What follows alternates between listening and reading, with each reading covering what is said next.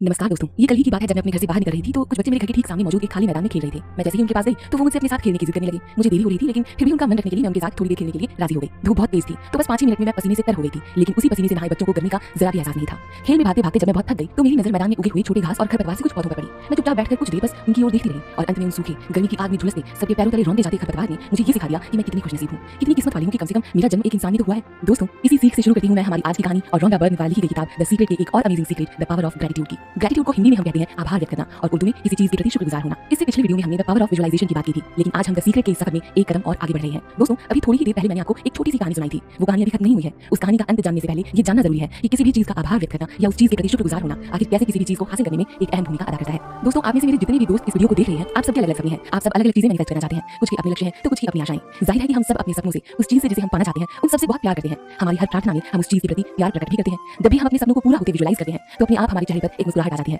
हम दिल से उसे महसूस करते हैं और एक सच्ची आस्था से जुड़कर अपने विजुअलाइज्ड थॉट को, यानी वो विचार जिसमें हमने खुद को सफल होते देखा है, उसे ब्रह्मांड तक पहुंचाते हैं। लेखिका Rhonda burn the secret book में कहती है कि जब हम किसी चीज के प्रति सच्चे दिल से आभार व्यक्त करते हैं, उसे सच्चे दिल से निकले प्यार के साथ अट्रैक्ट करते हैं, तो इस बात की संभावना और बढ़ जाती है कि वो चीज आपकी जिंदगी में साकार हो जाए। अगर आप इसी वक्त ये ठान लेते हैं कि आपको अपनी जिंदगी बदलनी है और अपना हर सपना सच करना है, तो आपको शुरुआत कहां से करनी चाहिए? तो इसका सिर्फ एक जवाब है और वो है ग्रेटिट्यूड। जी हाँ, सबसे पहले आपको ये पता करना है कि वो कौन सा ऐसा काम है जिसे करने में आपको कभी बोझ महसूस नहीं होता, जिसे आप हमेशा से करना चाहते थे, जिसे आप एंजॉय करते हैं, जो आपकी खुशियों का कारण है या जिसके लिए आप शुक्रगुजार होना महसूस करते हैं। ये कोई भी चीज हो सकती है जिसे आप पाना चाहते हो। तो सबसे पहले आपको वो चीज या वो काम पता करना है। इससे आपकी एनर्जी और सोच बदलने लगती है। इस प्रैक्टिस से पहले आपका ध्यान इस बात पर फोकस था कि आपके पास क्या नहीं है। आपका ध्यान ढेर सारी शिकायतों और समस्याओं पर फोकस था। लेकिन इस प्रैक्टिस को करने के बाद आप एक नई दिशा में हो जाते हैं। आप उन चीजों के लिए शुक्रगुजार होने लगते हैं जिनके बारे में आप अच्छा महसूस करते हैं। आप ग्रेटिट्यूड फील करते हैं। ग्रेटिट्यूड यानी कृतज्ञता या आभार आपके मस्तिष्क को ब्रह्मांड की क्रिएटिव एनर्जी से अलाइन रखती है। अगर ये बात आपके लिए नहीं है तो एक बार इसे जरूर अपनी भावनाओं में लाएं। आप पाएंगे कि ये सच है। ग्रेटिट्यूड की प्रैक्टिस हम सभी के लिए बहुत जबरदस्त है। हर सुबह जब हम उठें तो कहीं धन्यवाद। हर सुबह जब हमारे पैर फर्श से छुएं तो हम कहीं धन्यवाद। फिर सुबह के काम निपटाते समय हमें उन चीजों को याद करना चाहिए जिनके लिए हम कृतज्ञ हैं, शुक्रगुजार हैं। खाना खाने से पहले, रात को सोने से पहले, बेशक आज आपके खाने का स्वाद कैसा भी हो, बेशक आज आपका दिन कैसा भी गुजरा हो, आप सच्चे दिल से ईश्वर को थैंक यू जरूर कहें। ये थैंक यू या कृतज्ञता हम एक काम की तरह नहीं, एक बोझ की तरह नहीं, बल्कि एक कर्तव्य की तरह सच्चे दिल से अदा करें। क्योंकि शायद आप नहीं जानते, हमसे निकली हर एनर्जी ब्रह्मांड तक जाती है और जब वो सच्ची भावनाओं के साथ कृतज्ञता से भरी होती है तो आप तक जब वो वापस आती है तो चमत्कार को साथ लाती है। कई लोग इन बातों पर विश्वास नहीं करते क्योंकि उनकी शिकायतें इस भावना पर हावी हो जाती हैं। मुझे लोग कमेंट्स के जरिए भी बताते हैं कि हाँ मैंने किया था लेकिन कुछ भी नहीं हुआ। तो उन्हें पढ़कर जानते हैं मैं क्या सोचती हूँ? मैं बस मुस्कुरा देती हूँ क्योंकि मुझे दो संभावनाएं नजर आती हैं। पहली संभावना जल्दबाजी की हो सकती है और दूसरी कि उन्होंने इंतजार ही नहीं किया और उस आस्था को तोड़ दी। अपनी कृतज्ञता को भूल जिस शक्ति के प्रति वो कल आभार व्यक्त कर रहे थे, आज उसी की शिकायतें हर जगह करने लगे। द सीक्रेट फिल्म के जरिए जब लेखिका ने आभार व्यक्त करने के इस सीक्रेट को फिल्माया और ग्रेटिट्यूड प्रैक्टिस के चमत्कार की कहानियां सुनी तो अगले ही दिन से वो भी इस प्रैक्टिस पर अमल करने लगी। हर सुबह वो तब तक बिस्तर नहीं छोड़ती जब तक कि नए दिन और जिंदगी की सभी अच्छी चीजों के लिए कृतज्ञता की भावना महसूस न कर ली। जब वो बेड से उतरती तो पहला पैर फर्श पर रखते हुए कहती थैंक यू और दूसरा पैर फर्श पर रखते हुए भी कहती थैंक यू। नहाते और तैयार होते समय भी वो थैंक यू कहना या आभार व्यक्त करना नहीं भूलती। इसी तरह वो पूरे दिन में कई बार ईश्वर का आभार व्यक्त करती और न जाने कैसे उनके सभी काम सही ढंग से अपने आप पूरे होते चले जाते और उन्हें इसका एहसास तक नहीं होता। मतलब कल तक वो जिस काम के लिए थकान और चिड़चिड़ापन महसूस करती, आज उन्हीं कामों में उन्हें खुशी महसूस होती। लेखिका कहती है कि जब से उन्होंने ग्रेटिट्यूड प्रैक्टिस को अपनी जिंदगी का हिस्सा बनाया है, वो अपनी जिंदगी में घटने वाली घटनाओं को शक्तिशाली ढंग से आकार दे रही है। उस दिन से वो अपनी फ्रीक्वेंसी तय कर रही है। रॉन्डा बर्न का मानना है कि बजाय कि वो पलंग से लड़खड़ाते हुए उतरे और दिन में आने वाली परिस्थितियों को खुद पर हावी हो जाने दे, वो ग्रेटिट्यूड के जरिए खुद अपना रास्ता सकारात्मक रूप से बना रही है और अपनी जिंदगी को वही आकार दे रही है जैसा कि वो चाहती है।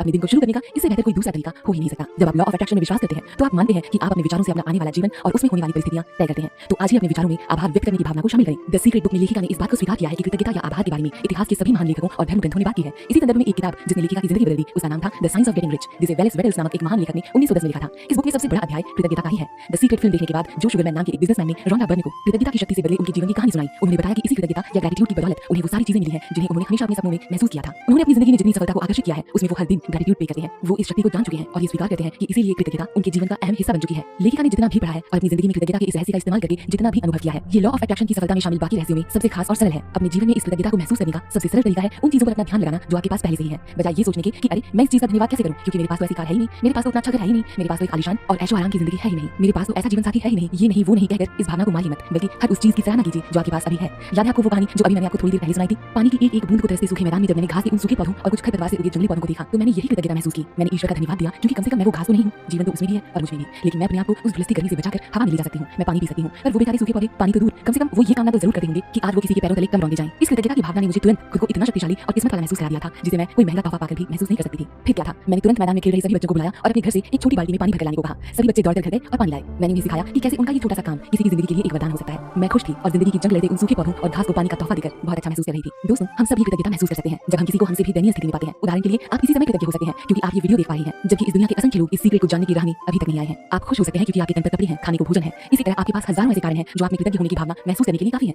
अगर आप पहले से मौजूद चीजों के लिए आभार व्यक्त करते हैं तो आपको अपनी मनचाही चीज जल्दी मिल जाती है। The science of getting rich के लेखक के अनुसार अपनी जिंदगी में बाकी चीजों को सही क्रम में रखने वाले कई लोग सिर्फ इसी कृतज्ञता की कमी के कारण गरीब बने रहते हैं। अगर आप अपने पास मौजूद चीजों के बारे में कृतज्ञ नहीं है तो आपके पास ज्यादा चीजें नहीं आ सकती। क्यों? क्योंकि आप कृतज्ञता जो कृतज्ञता के बिल्कुल विपरीत की भावना है, उस अवस्था में जो भावनाएं और विचार ब्रह्मांड में प्रेषित करते हैं वो सभी नेगेटिव है। ईर्ष्या, जलन, द्वेष, असंतुष्टि, या पर्याप्त नहीं होने की भावनाएं आपको वो नहीं दिला सकती जो आप चाहते हैं। ये आपको सिर्फ वही चीजें दिला सकती हैं जो आप नहीं चाहते हैं। ये नकारात्मक भावना ही आपकी मनचाही चीजों को आप तक पहुंचने से रोकती है। फॉर एग्जाम्पल, अगर आप नई कार चाहते हैं लेकिन आप उस कार के लिए कृतज्ञ नहीं है जो प्रेजेंट में आपके पास है, तो आप इसी स्ट्रॉन्ग फ्रीक्वेंसी को बाहर भेज रहे हैं। महान वैज्ञानिक अल्बर्ट आइंस्टाइन ने समय, स्थान और गुरुत्वाकर्षण को देखने के हमारे तरीके में एक नई क्रांति लाई थी। अल्बर्ट आइंस्टाइन फाइनेंशियली बहुत कमजोर थे, जिसे ये अंदाजा नहीं लगाया जा सकता था कि वो इतना सब हासिल कर सकते हैं जितना उन्होंने किया। आइंस्टाइन काफी हद तक ये सीक्रेट, जिसे आज हम समझ रहे हैं, जानते थे और वो हर दिन सैकड़ों बार धन्यवाद देते थे। वो पुरानी पीढ़ी के वैज्ञानिकों को उनके योगदान के लिए कृतज्ञता व्यक्त करते थे, जिन्होंने उन्हें ज्यादा सीखने और हासिल करने में समर्थ बनाया। इस तरह वो दुनिया के महानतम वैज्ञानिकों में से एक बने और सीक्रेट को और भी ज्यादा महान बनाने में अपना योगदान दिया। अपनी मनचाही चीज को पाने की प्रक्रिया में आपकी कृतज्ञता जबरदस्त शक्ति भर देती है। बॉब प्रॉक्टर ने हमें जो सलाह दी थी उसे याद करें। उन्होंने कहा था, मांगे, आप जो भी चीज चाहते हैं उसे लिखकर हासिल करना चाहते हैं तो ध्यान रखें कि आप पूरी स्वतंत्रता से लिखें, पूरी तरह से खुलकर लिखें, क्योंकि आप सब कुछ पा सकते हैं। जब ये भावना महसूस कर लेते हैं तो सचमुच वो चीज आप अपने जीवन में आकर्षित करते हैं। ये महसूस कर लिखें कि आप कृतज्ञ हैं हर उस चीज के लिए जो अभी आपके पास है। हर वाक्य को इस तरह से शुरू करें, मैं इस वक्त खुश हूँ और कृतज्ञ, क्योंकि तो जब आप इस तरह धन्यवाद देते हैं जैसे आपकी मनचाही चीज आपको मिल चुकी है, तो ब्रह्मांड को आप एक सशक्त संकेत भेजते हैं।